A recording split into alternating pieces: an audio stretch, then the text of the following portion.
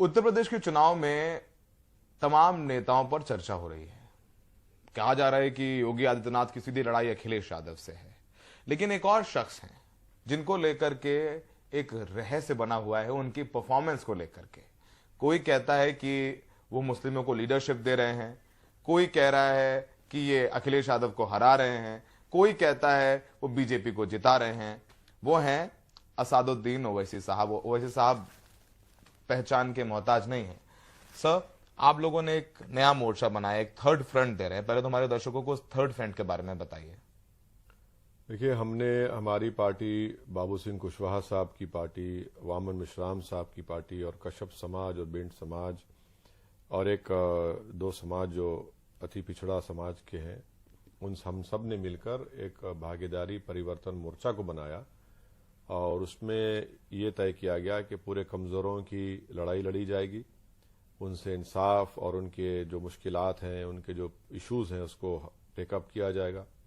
और इसीलिए हमने ये फैसला लिया, इसमें बाबू सिंह कुशवाहा साहब को कन्वीनर बनाया गया, जिसमें अगर उत्तर प्रदेश की जनता हमको अपने आशीर्वाद दुआओं से वोट देकर सत्ता देती है तो पहले 2.5 साल के लिए बाबू सिंह कुशवाहा साहब इसके मुख्यमंत्री रहेंगे और दूसरे 2.5 साल के लिए एक दलित समाज से उसका तय करेंगे वामन मिश्राम साहब। और 3 डिप्टी सीएम होंगे, जिसमें मुसलमान एक डिप्टी सीएम होगा और दूसरे 2 अति पिछड़ा समाज के लोग रहेंगे। पूरा एक प्रोग्राम और एक एजेंडा बनाया गया है, उस पर हम लोग मिलकर काम कर रहे हैं। सर, हम देख रहे हैं कि आपने अपना कैंपेन सबसे पहले शुरू किया। संभल, मुरादाबाद, रामपुर, बहुत रैलियां की आपने, ईस्ट यूपी भी गए, बहुत रैलियां बहुत पहले से कर रहे हैं। आपको क्यों लगता है कि आपको जनता वोट देगी इस बार? सब कॉन्फिडेंट होते हैं नेता, आप कॉन्फिडेंट हैं या नहीं मुझे नहीं पता, पर आप क्यों उम्मीद करते हैं कि यूपी की जनता आपको एक्सेप्ट करे? देखिए, हम लोग सिर्फ चुनाव के करीब आकर प्रचार या मेहनत नहीं कर रहे हैं। पिछले 5 साल पहले जो असेंबली के विधानसभा के चुनाव हुए थे, उसमें हमारा खातिर खा परफॉर्मेंस नहीं था, मगर इस 5 साल के दरमियान में हमारी पार्टी ने बड़ी मेहनत की, संगठन पर मेंबरशिप भी की और पहले से हमारा पोजीशन और मुकाम, बोलिए ताकत, उसमें बहुत इजाफा और बेहतरी पैदा हुई। जिला परिषद के चुनाव हुए, 18-19 जगह पर हमारे कैंडिडेट्स कामयाब भी हुए, 20-22 जगह पर दूसरे नंबर पर आए और बहुत सी जगह पर तीसरे नंबर पर आए, तो परफॉर्मेंस अच्छा रहा। तो उस बुनियाद पर और हम लोग बराबर इश्यूज को उठाते रहे जनता के, चाहे पार्लियामेंट में हो या बाहर हो, तो इस एतबार से हमारा पोजीशन, हमारा मौक़िफ़ बहुत अच्छा है और हमको यकीन है कि इंशाअल्लाह ये हमको उत्तर प्रदेश की जनता हमको अपने वोट से, अपने दुआओं से कामयाब करेगी। सर, लोग जब आपके बारे में बात करो, लोगों से जो धारणा है, जो परसेप्शन है, वो कहते हैं कि आप मुस्लिम पॉलिटिक्स करते हैं, हार्डकोर मुस्लिम पॉलिटिक्स करते हैं आप। तो आपने फिर जब मुस्लिम पॉलिटिक्स की बात होती है तो फिर आप बाबू सिंह कुशवाहा जी को क्यों मुख्यमंत्री पद का उम्मीदवार बता रहे हैं? कोई मुसलमान क्यों नहीं? कौन कह रहा है कि हम मुस्लिम पॉलिटिक्स बात करते हैं? परसेप्शन, धारणा। वो देखिए, डिफरेंस ऑफ ओपिनियन हो सकता है, किसी की राय हो सकती है, मगर अगर मैं किसी एक समाज जो सबसे नीचे है उसको उठाने की बात करता हूं, उसके एम्पावरमेंट की बात करता हूं, उसके जस्टिस की बात करता हूं, उसकी डिग्निटी की बात करता हूं, उसकी हिस्सेदारी की बात करता हूं, तो उसमें बुराई क्या है? बुराई क्या है? और जब देश के प्रधानमंत्री को उत्तर प्रदेश के बीजेपी के नेता खुद कहते हैं कि ये सबसे बड़ा पिछड़ा समाज का लीडर हमारे पास है, योगी के ताल्लुक से ठाकुर समाज के लोग कहते हैं कि ये हमारा नेता है, अखिलेश के बारे में कहते हैं कि हमारा यादव नेता है, अनुप्रिया पटेल के बारे में कहती है ये हमारी कुर्मी नेता है, बाघेल साहब के बारे में बोलते हैं कि हमारा नेता है। उत्तर प्रदेश की पॉलिटिक्स की हकीकत यही है कि हर कास्ट और बरादरी की एक नेता है, उनका पॉलिटिकल एम्पावरमेंट हुआ है और उनकी तकालीफ को दूर भी किया जा रहा है। अगर किसी समाज का पॉलिटिकल एम्पावरमेंट नहीं हुआ है, किसी का नेता नहीं है, तो जो आज भागीदारी संकल्प मोर्चा में जो पार्टी शामिल है, उनका पॉलिटिकल एम्पावरमेंट और उनकी शनाख्त नहीं है। अगर मैं ये कह रहा हूं कि 19% मुसलमानों को हिस्सा मिलना चाहिए, बुरी बात क्या है? किसके क्यों पेट में दर्द हो रहा है? आप तो जो अपने आप को सेक्युलर कहते हैं, वो तो मुसलमानों को कह रहे हैं कि तुम दरी बिछाओ, सिर्फ तुम्हारा काम दरी बिछाना है और तुम जिंदाबाद के नारे लगाओ, तुम हमारे घर की चौखट के बाहर टिकट के लिए भीख मांगो, अगर हम चाहेंगे देंगे तो नहीं देंगे। नहीं तो सुनिए, तो ये हकीकत है। सहारनपुर से आप किसी को बुलाते हैं, तस्वीर लेते हैं, हाँ, उसको वादा करते हैं और फिर उसको आप धोखा देते हैं। और एक हकीकत सुनिए, इमरान मसूद की बात नाम किसका नहीं लूंगा, और एक हकीकत सुनिए, एक मौलाना कांग्रेस में शामिल होते हैं। आप ही के चैनल पर श्रीनिवास जैन पर कांग्रेस की बड़ी लीडर बैठकर बोलती है कि मेरा उनसे कोई ताल्लुक नहीं है। घर को बुलाकर फोटो लेते हैं, ट्वीट करते हैं। ये क्या है? तीसरा सुनिए, अखिलेश जहां से एमपी हैं, आजमगढ़ से, रमाकांत यादव पिता हैं आपकी पार्टी से, बेटा बीजेपी से विधायक लड़ेंगे, घर में एक ही रहेगा। तो आप कह रहे हैं सुनिए, मुकम्मल होने दीजिए। दूसरी मिसाल, बदायूं में एमपी बीजेपी की बेटी बीजेपी में और मौर्य साहब पिताजी समाजवादी में। बदायूं के एक्स एमपी इनके भाई अखिलेश यादव साहब के, वो आप उनकी बहन जिला परिषद चेयरमैन बीजेपी की सपोर्ट से।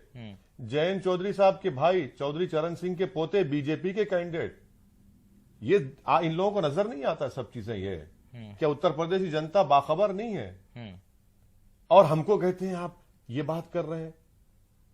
आप जब करेंगे तो बहुत अच्छा, और हम इंसाफ की बात करेंगे, हिस्सेदारी की बात करेंगे तो आपको तकलीफ हो जाती है। यही तो इनकी हिपोक्रेसी और डबल स्टैंडर्ड्स हैं जिसको ये एक्सपोज होते जा रहे हैं।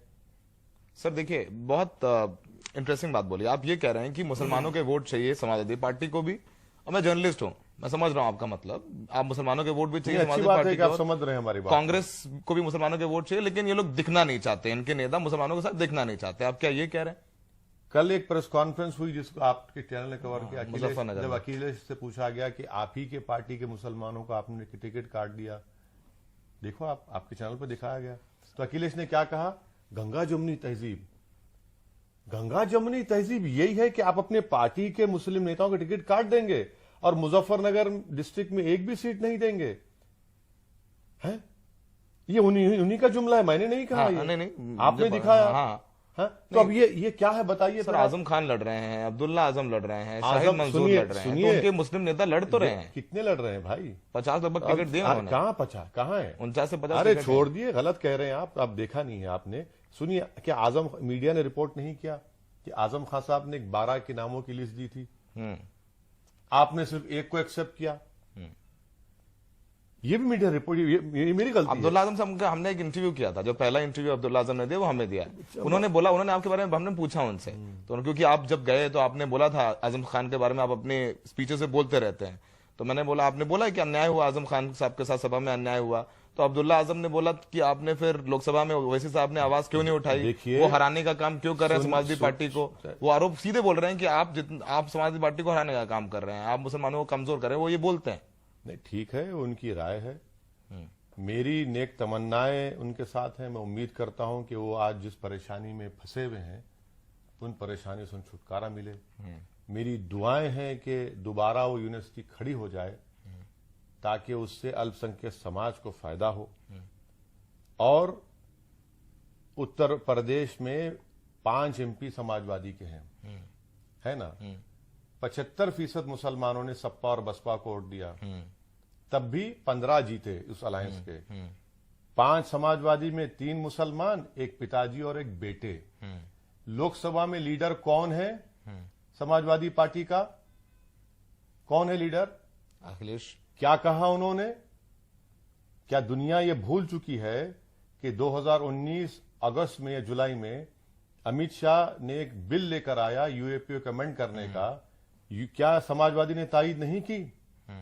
जिसकी बुनियाद पर एनआईए का इंस्पेक्टर दिल्ली में बैठकर किसी शख्स का नाम जो मुसलमान होगा उसको टेररिस्ट घोषित कर देगा। आपने सपोर्ट किया, और आज आप हमको सिखाते हैं। कभी आईने में तस्वीर देखी आपने अपनी? आपने सपोर्ट किया। CAA NPR NRC पर कहां नजर आए आप? क्या आपकी स्पीच थी? क्या कहा आपने पार्लियामेंट में? ट्रिपल तलाक का जब मामला बिल आया, क्या कहा आपने? राज्यसभा में कहां गायब थे आपके लोग? हमको आईना मत दिखाइए, अपने गिरेबान में झांक कर देखिए।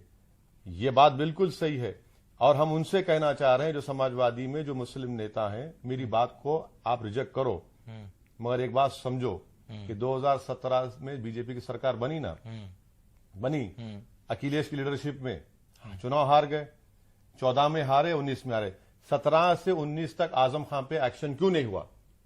वो जवाब दें। 19 के बाद आजम पर क्यों एक्शन लिया गया, आजम खान के ऊपर?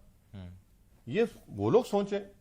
अल्लाह ने आप लोगों को दिमाग दिया है, अल्लाह ने आपको सोचने का सलीका दिया, आप मुझसे बड़े हैं। वैसे आजम खान ने कई टिकट कटवा भी दिए हैं, हमें पता है, इसलिए हम बोल रहे हैं। खैर एक बात सुनिए, आजम खान समाजवादी पार्टी के फाउंडर्स में आते हैं। बिल्कुल है, बिल्कुल। और अगर वो मीडिया की रिपोर्ट सही है, अगर वो लिस्ट भिजाते हैं और उनके सामने का लड़का है अखिलेश यादव, बिल्कुल, समझे ना आप, अगर वो रिजेक्ट करता है, ये मीडिया की रिपोर्ट है, मेरी नहीं है, क्या पैगाम दे रहे हैं आप? सर आप सेटिस्फाई हो ना हो, उनका लड़का सेटिस्फाइड है, अब्दुल्ला आजम सेटिस्फाइड है। ठीक है, तो मुझे क्या करना है?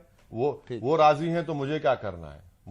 मैं अपनी लड़ाई लड़ रहा हूं, मैं अपनी लड़ाई लड़ता रहूंगा। सर आपका जब इंटरव्यू करने आ रहे थे तो हम बहुत सोशल मीडिया आपका देख रहे थे और बहुत कमेंट्स देख रहे थे आपके बारे में। बहुत लोग ये कह रहे हैं कि आप बीजेपी की टीम बी हो गए हैं, पहले से ही बोलते हैं, पर एक मैं इंटरेस्टिंग कमेंट आपको पढ़ के बोलना चाहता हूं। वो बोल रहे हैं कि ओवैसी साहब जितना बेहतर लड़ेंगे, क्योंकि इस बार मुसलमान कह रहे हैं योगी को हराना है, और ओवैसी साहब जितना बेहतर लड़ेंगे बीजेपी उतना अच्छा लड़ेगी।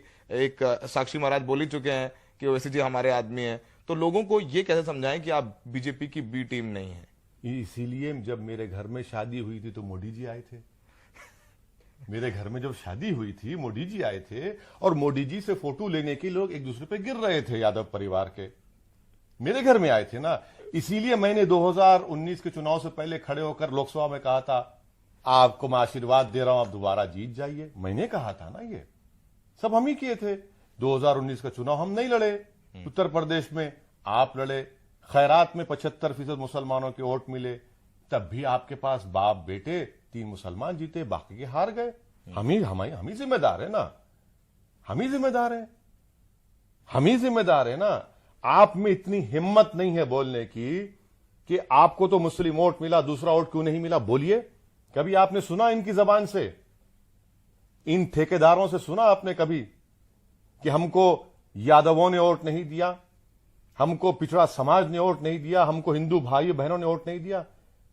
तुम मुसलमान को डराते हो, अब ये डर टूटेगा और टूट चुका है। आप बोलिए ना, क्यों नहीं कहते आप? इल्जाम हम पे लग रहा है। 3 लोकसभा की सीट हम लड़े, हैदराबाद की आवाम ने बीजेपी को हराया, औरंगाबाद की आवाम ने 21 साल के शिवसेना के एमपी को हरा, जो कांग्रेस एनसीपी नहीं हरा पा रही थी। इम्तियाज जलील साहब। तीसरा किशनगंज बिहार लड़े, 3 लाख वोट अख्तरुल ईमान साहब को अध्यक्ष को मिले और कांग्रेस जीती वहां पर। मां बाकी पर क्या किए? हमारी वजह जीती बीजेपी। अरे तुम नाहल हो, तुम में हिम्मत नहीं है मोदी से मुकाबला करने की, और तुम इसलिए हार रहे हो क्योंकि तुम ये बताना चाह रहे हो देश को कि मोदी से बड़ा हिंदू मैं हूं। तुम ये हिंदू कंपटीशन में मोदी को फायदा पहुंचा रहे हो। इसीलिए कह रहा हूं कि 3 चुनाव समाजवादी अखिलेश की लीडरशिप में आ चुकी है, 14, 17, 19। 2012 में तो जीते वो, कौन सी सरकार तो रहे ना? कौन सी 12 जीते? हाँ, अच्छा सवाल किया, 12 जीते, बिल्कुल अच्छा सवाल किया। 12 जीते। 2000 सुनिए हम जवाब सुनिए। 12 जीते। कितने मुस्लिम एमएलए जीते मालूम आपको उस वक्त? 69। क्या हुआ? मुजफ्फरनगर का कांड हुआ, कई मुस्लिम महिलाओं का रेप हुआ, अब तक इंसाफ नहीं हुआ। जाके रिपोर्ट पढ़िए नेहा दीक्षित की। 50,000 मुसलमान बेघर हो गए। 50,000 से ज्यादा हुए सर। हाँ बिल्कुल हुए। आपने चार्जशीट नहीं डाली, आपने योगी आदित्यनाथ के खिलाफ प्रोसिक्यूशन की इजाजत नहीं दी। कहां से पढ़ा हमने? कैरामान मैगजीन से पढ़ा। आपने क्या किया? आपने क्या हाशिमपुरा मलियाना के केस में आपने चार्जशीट डाली? इनकी सरकार थी। बताइए कितनी लंबी फेरिस्त है। आपने क्या किया भाई मुसलमानों के लिए? बताइए आपने ये किया? आप क्या करेंगे सर? अगर आप आए तो मुसलमानों के लिए हिस्सेदारी की बात कर रहे हैं। हिस्सेदारी में क्या? सुनिए, हिस्सेदारी सुनिए, इलाबरेट कर रहे हैं। हिस्सेदारी राजनीति में, हिस्सेदारी शिक्षा में, हिस्सेदारी रोजगार में, हिस्सेदारी पुलिस में भर्ती की, हिस्सेदारी हर चीज में हिस्सेदारी की बात होगी। ये दरी बिछाने की बात अब नहीं होगी कि भैया तुझ पे मेरी जवानी कुर्बान, भूल जाओ, अब कोई कुर्बानी नहीं देंगे, बहुत दे चुके हैं। 50 साल से दादा दिए, बाबा दिए, अब नहीं देंगे कोई कुर्बानी। आपकी स्पीच हम सुनते हैं तो उसमें आप अखिलेश यादव के खिलाफ ज्यादा बोलते अरे हैं। आप मोदी के आप योगी के खिलाफ कम नहीं, बोलते हैं। आप पूछिए सवाल, हम बोलेंगे। आपने सपा के बारे में पूछा तो बोला हमने। सर योगी जी ने सुबह उठते हैं, इन्होंने कल ट्वीट किया कि अगर वो जीते तो जिन्ना आएंगे, पाकिस्तान की एंट्री हो गए, दंगे की बात करते हैं। इस चुनाव में और कोई बात बीजेपी नहीं दोनों कर रहे हैं ना, जिन्ना की बात योगी भी कर रहे हैं, अखिलेश भी कर रहे हैं, हमने तो नहीं की। ये इनकी मानसिकता है, ये दोनों की मानसिकता यही है कि इनको जिन्ना नजर आता है तो ये कर रहे हैं। अच्छा, और एक चीज, आप योगी, हम तो बीजेपी से पूछना चाह रहे हैं, डबल इंजन की सरकार, जब 2017 में अनएम्प्लॉयमेंट 2.9 था उत्तर प्रदेश में, आज 4.8 कैसे पहुंच गया?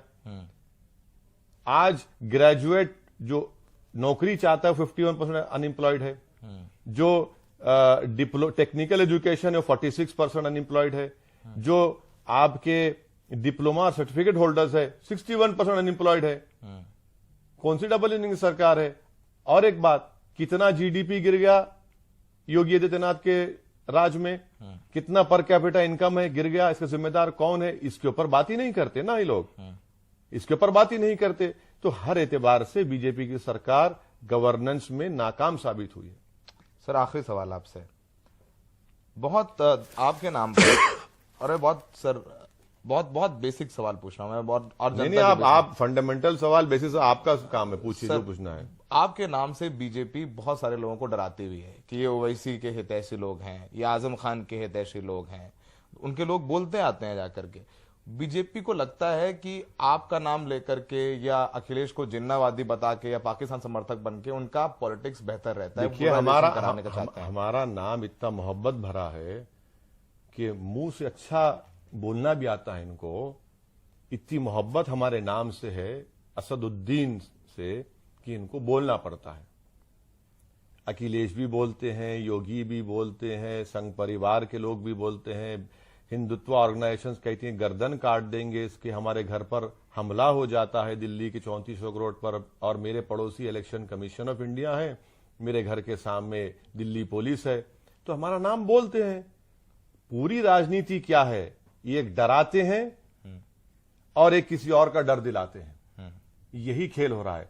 अब हम इन दोनों से नहीं डरेंगे, हम हिस्सेदारी की लड़ाई लड़ रहे हैं। हिस्सेदारी की लड़ाई में हमको अपना हिस्सा लेने के लिए उत्तर प्रदेश के मुसलमान, अल्पसंख्यक समाज, दलित समाज सब जान चुके हैं कि बगैर पॉलिटिकल एम्पावरमेंट के कुछ नहीं होगा। वरना सिर्फ ये नारे लगते रहेंगे तुझ पे जवानी कुर्बान, तो बीजेपी के लोग बोलेंगे हम नून नहीं खाएंगे, उनको जिताएंगे। अब कुछ होने वाला नहीं है। ओवैसी साहब से जबरदस्त बातचीत। अब जनता जनार्दन है, जनता की अदालत में ओवैसी साहब भी हैं, अखिलेश जी भी हैं और योगी जी भी हैं। 10 मार्च को तय होगा कि ओवैसी साहब की बातों का कितना असर होता है, लेकिन फिलहाल ओवैसी साहब ने यूपी की राजनीति को बेहद दिलचस्प बना लिया है। सहयोगी विनीत के साथ लखनऊ में सौरभ शुक्ला, एनडीटीवी इंडिया।